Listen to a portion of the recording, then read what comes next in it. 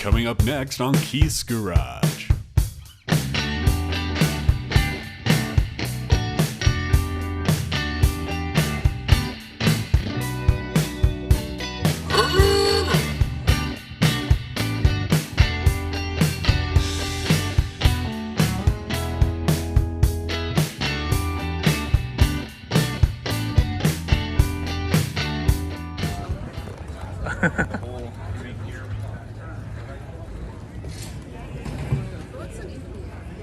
Old Dodge.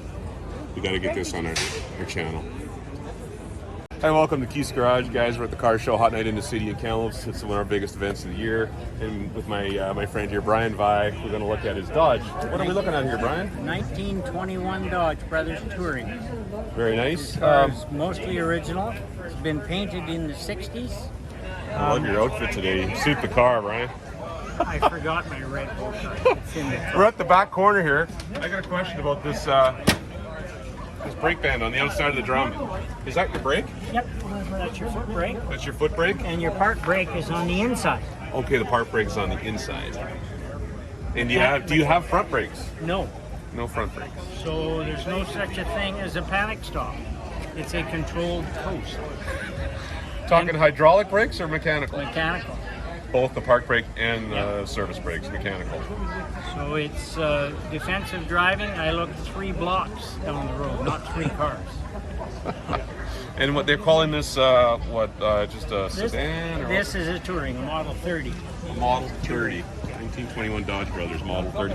So I know this is before Walter bought the company, Walter Chrysler. He bought it in 1928. Yes. So 1921, I think the Dodge Brothers had already passed by 1921, right? Something like I think that, around there. So after the Dodge Brothers died, the wives had some of the people run the company for a while, and then they decided to sell it to a group of investors, bankers, and then they owned it for 1 or 2 years, and then they sold it. Walter P. Chrysler bought it, Dodge Brothers.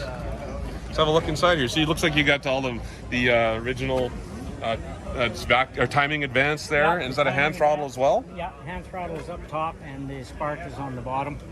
How do you hit your horn? When you got a button on the dash? Button on the door. Oh, on the door. You don't let go of the steering wheel, you use your knee.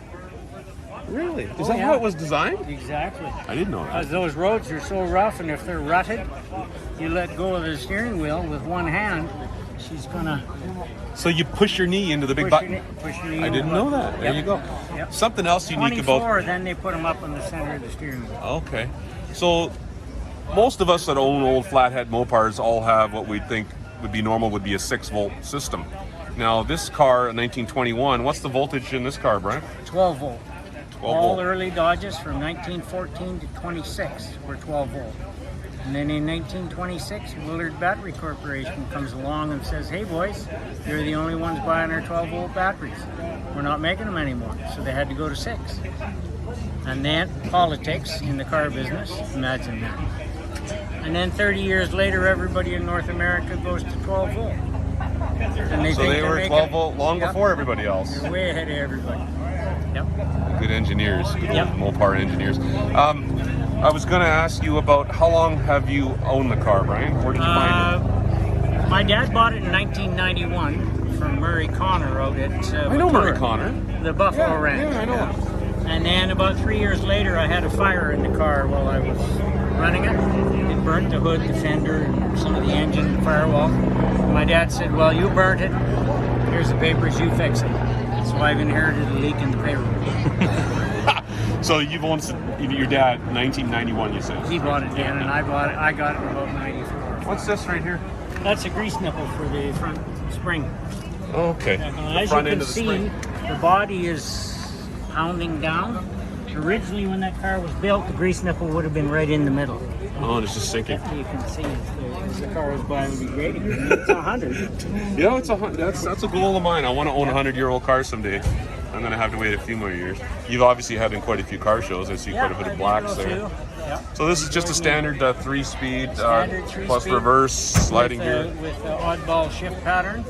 And that first is up here, second is here, third is up there. So you're And down reverse. and to the left for reverse. Yeah, and my 29 is totally opposite. That's why I wrote the numbers on the top of the gear shift. No, So you can remember. Because I almost put this thing through the end of the shop. Going out, you're in reverse. I could see that. I was going to ask, is there any synchros in the No, tranny? never. So you're double shifting every double shift? clutch every shift, up and down. And because the engines didn't have any compression, when you take your foot out of the throttle, when you rev them up, they take forever to slow down. So you have to pull it No out of dynamic gear, braking. wait, and then get it in the next So gear. if you're going up a steep hill, you're picking your gear before you even get around. Oh, you betcha.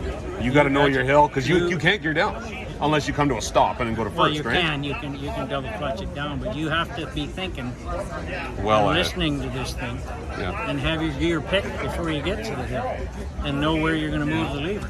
Because if you miss the gear, now you got to stop, pull away in low gear on a steep hill. You'll be there all week. I read somewhere that some of the cars that had vacuum fuel pumps, which you do, right? vacuum When you're tank, wide open climbing a big hill, earlier models, they would struggle to keep up, right?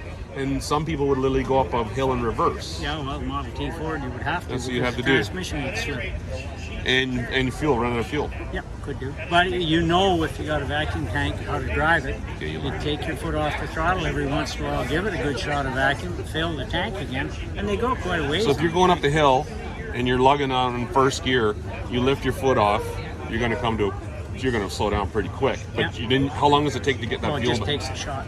Okay, a couple shots, you're good. Then you Yeah. give her again. Yeah. Like if coming off the Overlander Bridge, Yeah. you go up the connector, come off the bridge with your foot right out of it, it'll fill the tank. It'll go pretty much all the way up the connector. That's cool. That's decent. Let's show them this. So this little cool item is It's a charcoal heater. before they had heat in the car. You put charcoal in there So- and light it. Charcoal? It's charcoal. Yeah. And put that in. Barbecue briquette. Yep. And it would glow hot and you put your feet on it? Yep. And that's asbestos, so it doesn't burn. But it won't hurt you as long as you don't eat it. So you could hold your hands down there, or you're basically designed for your feet. Yeah. And that's pretty common to have a blanket in the back seat because Always had a got blanket cold. in the back seat. So there's no heat in the car at all, No, just that. in that. Okay, No. let's see what's cool up front. 12-volt battery there. I like the leather boot on the shifter. See, when that was wore out, say in the 30s, you wouldn't run into the Dodge dealer with a pocket full of cash and buy a new boot because you didn't have any money in the 30s. Nobody did. You made your own. You patched, you did whatever. What do we got here? This is your foot throttle? Yes. What's this And one? That's your starter. Foot button, starter? And that's your grease cup for your release bearing. Oh, if it's roll bearing on the Every 1,000 clutch. miles, you give that a couple of turns because the release bearing turns all the time. Oh, does it? And It it's, never stops. It's big. Oh, wow. It's huge. And these are cool little guides for your feet. Yeah, so your feet don't slide off. Those have seen a few miles. You Yes. wore right through. Yep. Yeah, a lot of miles of shoe leather to do that. There's your coil here. Distributor down the side, shaft driven off the. And the water pump. Is that gear driven or a chain inside of there driving the? That's a gear. So That's there. gear driven. Yeah. And the other side where the starter generator is, it's chain driven down. So it's driving. This is the water pump. That's the water pump. It's driving through. That's your grease cup. This Yep. is the little coupler, flexible coupler. Yep. What's this? Another greaser. Another grease cup. And that's your distributor. A wooden block. Insulator. Oh, this is a rare item. You're hard to find this. This is a 12-volt 12-volt. aoogah horn. And you put that on eBay, you're going to have a lot of car guys fighting for that because they all want them in 12 volt. You betcha. And there's not many of them around. This would be a with a water pump. Some of them before this didn't even have water pumps, right, Brian? So this is kind of a high-end feature to have a water pipe or a water pump because they would just be thermo-siphoned. So the hot coolant would rise and fall into the engine and go back this way, right? Is that how it went? The other one. This way, Yep. down, Rises right, and- cools, and then goes back in. But you got the pump helping it. Original lights. And I upgraded it to turn signals Okay, you put turn signals in them, and yeah. four-way flashers so I can drive it on the road. Because nobody knows what this means anymore. Yeah, I'll tell you a funny It's not story. even in there One now. day I'm driving in my car with no turn signals, and I want to make a left, and I'm down near the police station. So I stop, and I got my hand out like this to make a left, and I'm stopped in traffic. The traffic's coming towards me, 2 cars went past me, then a cop pulls up, coming that way, and he stops. He goes, "What do you want?" He thought I was waving him down. I'm like, I'm trying to make a left, and he kind of was embarrassed, and he carried on. Not in the driver's manual. So you got a hand crank? I have a but crank you have a crank. starter as well. Yeah. Cool. Honeycomb I red, the was original told Dodge that- Brothers logo. By a lawyer not to crank in there. Somebody comes along and fools with it and hurts themselves, they sue me, not the car. That's the. Oh, Yep. so you had it in there, but you took it out for the show. Just did it. Odometer, you ordered these, and it reads the temperature of your engine Yep. from when you're driving in the dash. You can see it, right? But you can't see it at night. Right.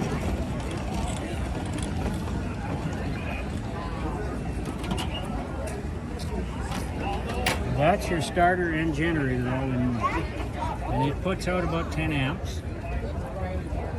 It's adjustable by moving the third brush. Third brush, yeah. And commutator. Depending on what you're driving. If you're doing a lot of night driving, you can wanna adjust it. crank it up. Yeah.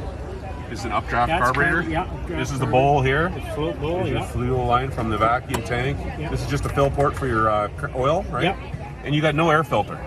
Just a little. It's on the other, no, there's no air filter. It draws air through the block, Oh, I didn't know that. through here, from the exhaust. So it manifold. warms it up. Yep. And you can So- adjust the amount of air right here. See that? So is that like a choke? To No, choke it just it, or? depends whether you want hot air Hot or real cold air? Because otherwise the carburetor will freeze right up. I did not know that. Yep. So you had So to you're know. drawing fresh air in from the other side, and it warms it up through the manifold, through the block, Yep. and then up in here. Yep. And it's going in the carb and up and sucking updraft. Yep.